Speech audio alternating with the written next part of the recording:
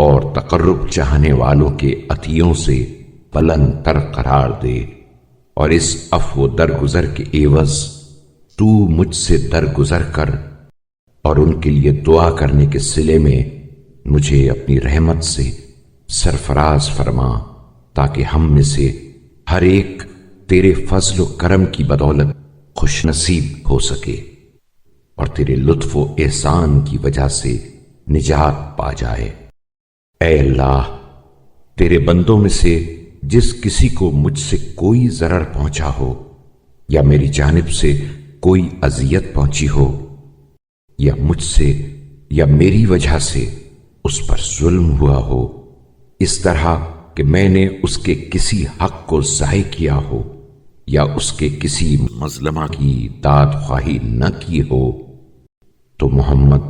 صلی اللہ علیہ وآلہ وسلم اور ان کی آل پر رحمت نازل فرما اور اپنی غنا و تونگری کے ذریعے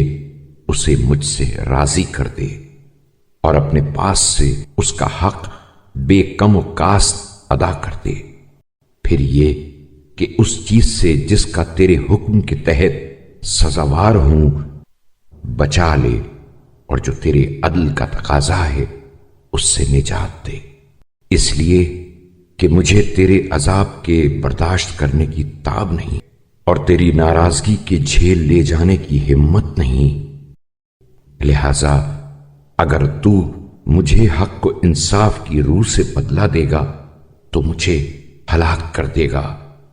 اور اگر دامن رحمت میں نہیں ڈھانپے گا تو مجھے تباہ کر دے گا۔ اے اللہ، اے میرے معبود، میں تجھ سے اس چیز کا طالب ہوں جس کے عطا کرنے سے تیرے ہاں کچھ کمی نہیں ہوتی، اور وہ بار تجھ پر رکھنا چاہتا ہوں جو تجھے گرہوار نہیں بناتا۔